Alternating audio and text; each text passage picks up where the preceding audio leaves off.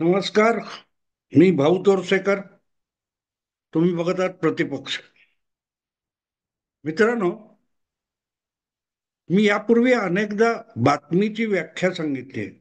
50-55 वर्षापूर्वी जेव्हा पहिल्यांदा पत्रकार झालो, तेव्हा आमच्या ज्येष्ठांकडून आम्ही जी पत्रकारितेची व्याख्या किंवा बातमीदारीची व्याख्या शिकलो, तेव्हा अर्थातच ही जर्नलिझम, मास कम्युनिकेशन कॉलेजेस वगैरे इतकी भरताड नव्हती.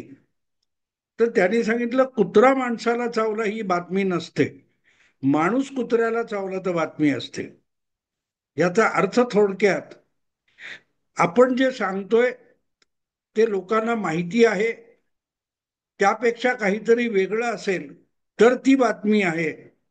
रोज रोज तेच, सूर्य उगवलेला आहे आणि सूर्य उगवला म्हणून प्रकाश पडलेला आहे, सूर्य आत्ताच उगवल्यामुळे सकाळची किरण पिवळी आहेत, ही बातमी होत नाही किंवा ब्रेकिंग न्यूज पण होत नाही. कारण सकाळ झाली की सूर्य उगवतो आणि आभाळ ढगांनी भरलेला असेल तर सूर्य उगवतो पण ऊन येत नाही, तेव्हा ती बातमी असू शकते. पण दिवस उजाडला म्हणजे सूर्य आला किंवा सूर्य उगवला म्हणजे पिवळी ऊन पडली, ही बातमी नसते असं सांगितलं जायचं. आणि म्हणून आम्ही जे बातमी शिकलो किंवा बातमी बघायला शिकलो, बातमी ओळखायला शिकलो, त्याचं कारण जे समोर दिसतंय आणि सगळ्या जगाला दिसतंय त्यापेक्षा वेगळं काही दिसतंय का, तर ते शोधून आपल्या वाचणाऱ्यांसमोर मांडणं, आपल्या ऐकणाऱ्यांसमोर मांडणं म्हणजे बातमी असते. आणि ती बातमी सांगायची किंवा लिहायची असते, हे आम्ही शिकलो होतो. आज दुर्दैवाने बातमी म्हणजे काय असतं ते माहिती नसलेल्या बातम्यांचा सुकाळ झालेला आहे. आणि म्हणूनच TRP वगैरे बोंबललेली आहे. हे मला अनेकदा वारंवार सांगावं लागतं. याचं कारण, एखादी मोठी घटना घडते, त्याच्यात जिथे लक्ष द्यायचं असतं तिकडेच नेमकं बातमीदार म्हणवणाऱ्यांचं लक्ष नसतं. आणि ही गोष्ट नवी नाहीये. हा जो नवा टेलिव्हिजन आणि कॅमेऱ्याचा पत्रकारितेचा जमाना सुरू झाला, मला आठवतं वाजपेयी पंतप्रधान असताना पाकिस्तानचे हुकुमशाह परवेज मुशर्रफ हे भारतात आलेले होते. आणि त्यावेळेला पाकिस्तानातलं मोठं इंग्रजी दैनिक डॉन जो आहे त्याचा मालक संपादक आलेला होता. आणि NDTV त्याची मुलाखत बरखा दत्त या न्यूज एडिटरने घेतली होती. आणि तिच्या चॅनेलवर येऊन अक्षरशः बरखा दत्तला जर्नलिझम कसा कळत नाही, पत्रकारिता कशी कळत नाही, ती किती बेअक्कल आहे, हे त्या संपादकाने, मला आता त्याचं नाव आठवत नाही, पण त्या संपादकाने NDTVच्या चॅनेलवर येऊन बरखा दत्तची बेबरू केली होती.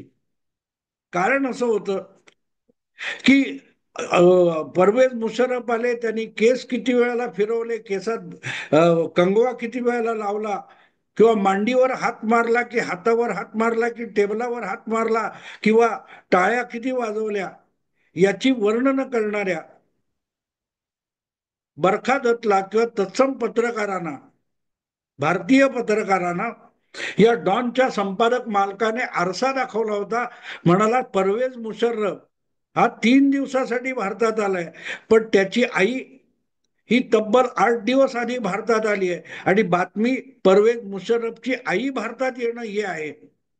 आणि त्याचं कारणही त्याने तिथे स्पष्ट केलं होतं की परवेज मुशर्रफचा जन्म दिल्लीचा आहे, तो मुहाजीर आहे, त्याचा जन्म पाकिस्तानात झालेला नाही. आणि म्हणून त्याचं दिल्ली महापालिकेकडून, दिल्ली नगरपालिकेकडून त्याचं काय तो बर्थ सर्टिफिकेट, जन्म तारखेचा दाखला मिळाला तर घ्यायसाठी त्याची आई गेले आठवडाभर प्रयत्नशील आहे. कारण पाकिस्तानात जन्मानंतर गेलेला मुशर्रफ आणि त्याचं कुटुंबीय यांनी जी दिलेली तारीख आहे ती 3 वर्ष उशिराची आहे. आणि जर ओरिजिनल दिल्लीचा जन्म दाखला मिळाला तर परवेज मुशर्रफला आणखीन 3 वर्ष लष्करी सेवेमध्ये एक्सटेन्शन मिळू शकतं. आणि म्हणून बातमी तिथे आहे. टेबल आपटणं, कपडे बदलणं, केस विंचरणं म्हणजे बातमी नाही असं म्हणत तुम्हाला बातम्या कळत नाही असं एका पाकिस्तानच्या संपादकाने बरखादतला समजावलं होतं. आणि गेल्या 20 वर्षात 25 वर्षामध्ये बरखादतचा आदर्श समजून पत्रकारिता करणारे किती भरकटत गेले ते कळतं. आणि मग आपल्याला सांगायला यांच्याकडे बातम्या का नसतात आणि नसलेल्या बातमीला शिळ्या कडीला ऊत आणत हे रोजच्या रोज अखंड चराट का लावतात हे आपल्या लक्षात येईल. हे सगळं मी आधीचं प्रवचन इतक्यासाठी केलं, विवेचन इतक्यासाठी केलं की 5 जुलैला वरळीच्या डोम मध्ये जे काय दोन बंधूंचा मिलाप झाला, दोन ठाकरे बंधू जे 20 वर्षापूर्वी एकमेकापासून दुरावले होते आणि मनमोहन सिंग काय तो मनमोहन देसाईच्या चित्रपटासारखे त्यांना एकत्र येण्याचं एक कथानक आणि चित्रपट रंगला, ज्याला विजयी मेळावा म्हटलं गेलं. त्यातली एक बातमी नजरेत भरण्यासारखी होती, पण ज्यांच्याकडे बातमीदाराची नजर नाही त्यांना ती बातमी दिसणार कशी? मंचावर राजकारण चालेल आणि भांडाभांडी होईल त्यापेक्षा या विजयी मेळाव्याच्या मंचावर दोन ठाकरे बंधू सोडले तर तिसरा कोणीही असता कामा नये हा दंडक उत्तमरित्या पाळला गेला.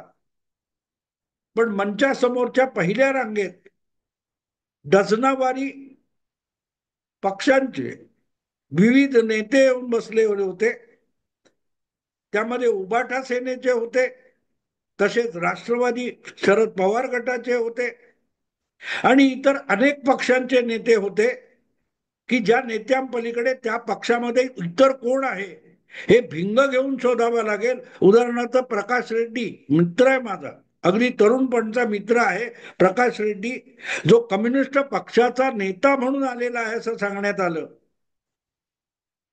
एक काळ महाराष्ट्रामध्ये ज्या पक्षाचा महाराष्ट्र आणि मुंबईमध्ये दबदबा होता त्या पक्षाचा आता एकमेव कार्यकर्ता राहिलाय कोण, तो प्रकाश रेड्डी, तो कम्युनिस्ट पक्षाचा होता.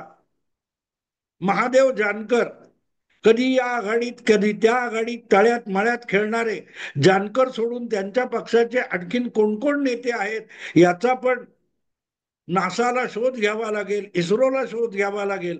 अशा प्रचंड नेत्यांची मांदियाळी होती. जयंत पाटील शेतकरी कामगार पक्षाचे होते, जयंत पाटील शरद पवार गटाच्या पक्षाचे होते, सुप्रिया सुळे होत्या, अशी प्रचंड मांदियाळी होती. पण या मांदियाळीमध्ये ज्यांना उद्धव ठाकरे आपला मित्र मानतात, राजकारणातले मित्र मानतात, असा काँग्रेस पक्षाचा एकही नेता त्या मांदियाळीमध्ये दिसला नाही. अर्थात कॅमेऱ्यांनी सगळंच दाखवलंय अशातला भाग नाही. पण ज्या वेळेला दोन्ही भावांची भाषणं संपली तेव्हा एक एक करून खुद्द राज ठाकरेंनीच विविध पक्षांच्या नेत्यांना बोलवलं. त्यामध्ये नाव घ्यायला काँग्रेसचा एक नेता हजर होता. आता त्याला काँग्रेसचा नेता म्हणायचं की नाही हा प्रश्न आहे. त्याचं नाव होतं भालचंद्र मुणगेकर. भालचंद्र मुणगेकर पण माझे मित्र आहेत. पण गंमत अशी आहे की ते काँग्रेसचे आहेत की नाही हे त्यांनाही माहिती नाही. अर्थात काँग्रेसमध्ये हायकमांड कोण, पक्षाध्यक्ष कोण, नेता कोण हे सुद्धा अध्यक्ष असलेल्याला माहिती नसतं. त्यामुळे भालचंद्र मुणगेकरांना आपण काँग्रेसमध्ये आहोत की नाही हे माहिती असणं आवश्यक नाहीये. कोणही काँग्रेसमध्ये असतो आणि कोणही काँग्रेसमध्ये नसतो, कारण काँग्रेस म्हणजे काय हे काँग्रेसवाल्यांनाच माहिती नाही अशी पाळी येते. आणि त्यामुळे काँग्रेसचे प्रवक्ते जेव्हा एखादं वक्तव्य करतात तेव्हा ते त्यांचं वक्तव्य आहे, व्यक्तिगत आहे, पक्षाचं नाही एवढाच खुलासा पक्षातर्फे केला जातो. कधी ते जयराम रमेश असतात जे माध्यम विभागाचे प्रमुख असतात, कधी ते शशी थरूर असतात जे पक्षाचे लोकसभेचे खासदार आणि माजी मंत्री असतात. त्यामुळे भालचंद्र मुणगेकर हे काँग्रेसचे असले तरी काँग्रेसमध्ये आहेत की नाही आणि या क्षणी किंवा डोम मध्ये जेव्हा विजयी मेळावा झाला तेव्हा भालचंद्र मुणगेकर काँग्रेसमध्ये होते किंवा नव्हते हे त्यांनाही माहिती नसेल, तर मग एक प्रश्न विचारणं आवश्यक आहे की ज्यांच्या भरोशावर उद्धव ठाकरे दीर्घकालीन राजकारण करायला बघतायत, गेली लोकसभा विधानसभा निवडणूक ज्या काँग्रेस पक्षाच्या भरोशावर उद्धव ठाकरेंनी लढवली किंवा 25 वर्षाची युती मोडण्यापर्यंत जुगार खेळला, त्या काँग्रेस पक्षाचा अधिकृत, ज्याला काँग्रेस पक्षाचा म्हणता येईल असा कोण नेता त्या वरळी डोम मध्ये मंचावर होता किंवा बोलवला गेला, हा खरोखरच संशोधनाचा विषय आहे. आणि म्हणून ही मोठी बातमी होती की माझं मत तुला मिळणार आहे, असं लोकसभा निवडणुकीच्या वेळेला मुंबई प्रदेश काँग्रेसच्या अध्यक्ष वर्षा गायकवाड यांना उद्धव ठाकरे म्हणाले होते. पण त्याच वर्षा गायकवाड काल परवा वरळी डोम मध्ये झालेल्या विजयी मेळाव्याला अनुपस्थित होत्या, दिसल्या नाहीत. आणि तेच कशाला, अनेक काँग्रेसचे नेते महाराष्ट्रात मुंबईत आहेत, त्यापैकी किती लोकांनी वरळी डोम मध्ये हजेरी लावली ही गोष्ट नजरेत भरणारी आहे. पण त्यासाठी नजर बातमीदाराची आणि पत्रकाराची असायला पाहिजे. असो, या निमित्ताने एक गोष्ट साफ आली की राज ठाकरे यांना सोबत घेऊन एक मेळावा काय उद्धव ठाकरे यांनी केला, पण असे उद्धव ठाकरे काँग्रेसला नकोसे झालेत, इतकाच या दृश्य चित्राचा अर्थ होतो. उद्धव ठाकरे यांच्या सोबत जर राज ठाकरे येणार असतील तर मग बाकीचे पक्ष राहतील सोबत की ज्यांना स्वतःची मतच नाहीत. पण काँग्रेस पक्ष आजही 15-17% मतं महाराष्ट्रात मिळवतो, त्याला उद्धव ठाकरेंसोबत राहायचं नाही.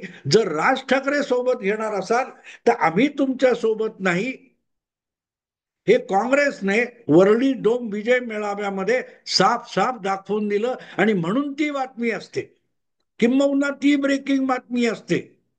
विश्लेषण अनालिसिस वगैरे करायचं असेल तर त्याचं केलं पाहिजे की या भाजप विरोधी, उद्धव ठाकरे तर अख्खं भाजप विरोधी बोलले, ते मराठी भाषेच्या समर्थनार्थ एक शब्दही बोलले नाहीत.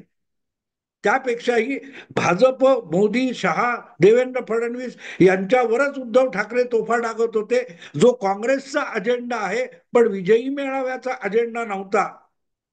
तरीही उद्धव ठाकरे यांनी काँग्रेसचा अजेंडा चालवला, राहुल गांधींचा अजेंडा चालवला. आणि इतकं असूनही तिकडे काँग्रेस पक्षाने जणू काही अधिकृतपणे पाठ फिरवलेली होती आणि म्हणून ती बातमी होती.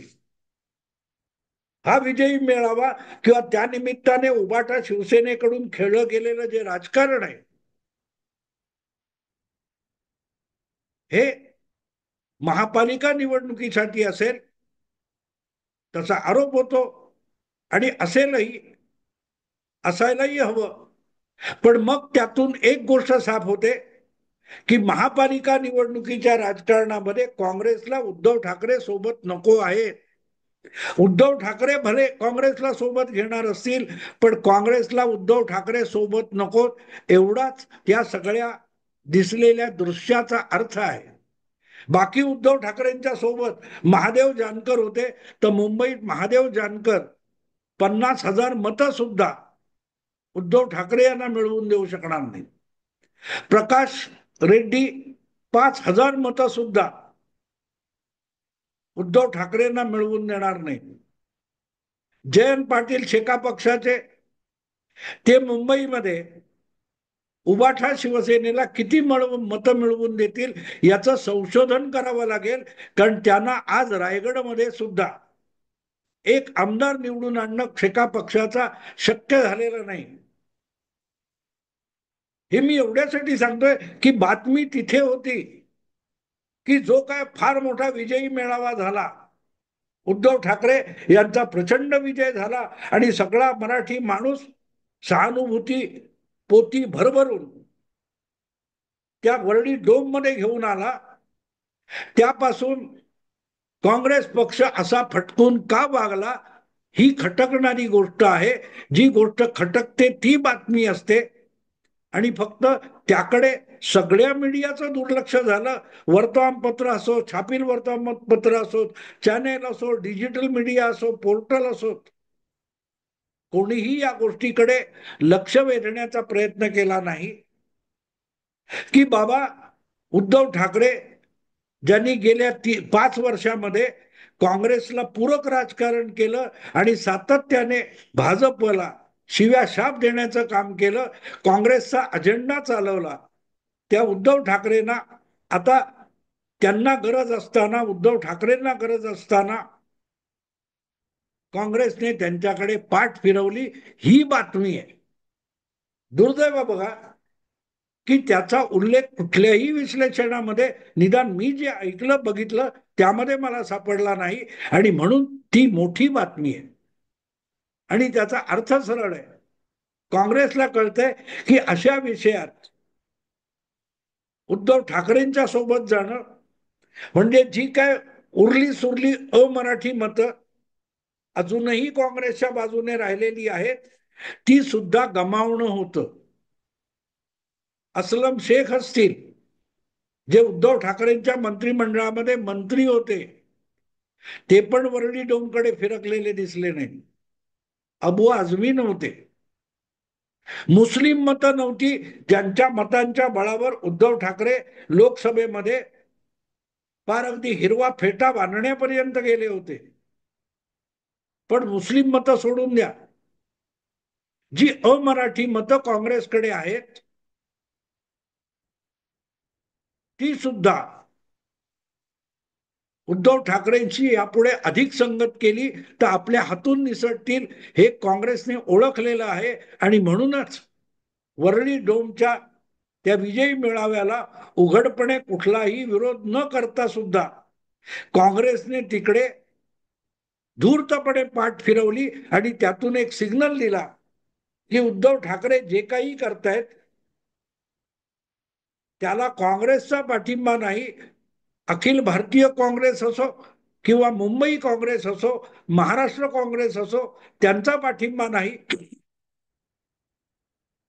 आम्ही हिंदी सक्तीच्या विरुद्ध नाही, हे सुद्धा एक प्रकारे काँग्रेसने या वरळी डोम विजयी मेळाव्याच्या निमित्ताने दाखवून दिलं. त्यामुळे शिव्या कोणाला किती दिल्या, राज ठाकरेंना मिठी मारली का, आलिंगन दिलं का, यापेक्षा राजकारणातली मोठी बातमी अशी होती की हिंदी प्रकरण जे गाजलं गेल्या काही दिवसात, त्यामध्ये उद्धव ठाकरे यांनी आपला शेवटचा किल्ला मुंबई महापालिका वाचवण्यासाठी जी लढाई आरंभलेली आहे, त्यामध्ये त्यांचा एक मित्र पक्ष त्यांच्याकडे पाठ फिरवून निघून गेल्यात जमा आहे. हा सगळ्यात मोठा विषय होता. दुर्दैव असं की तिकडेच सगळ्या मीडियाचं दुर्लक्ष झालं आणि म्हणून त्या विषयाकडे लक्ष वेधणं मला आवश्यक वाटलं. कारण बाकी ज्यांना ज्यांना कोणी स्टेजवर बोलवलं राज ठाकरेंनी आणि त्यांचा एकत्रित फोटो झाला, नंतर ठाकरे परिवाराचा अल्बम देखील तयार करण्यात आला. पण मुद्दा असा आहे की महाविकास आघाडी म्हणून, महापालिकेची निवडणूक म्हणून या विजयी मेळाव्याचा कितीसा उपयोग उद्धव ठाकरेंना होणार आहे, बातमी ती आहे. मित्र, आवडलं लाईक करा, शेअर करा आणि प्रतिपक्षाला सबस्क्राईब करा. नमस्कार.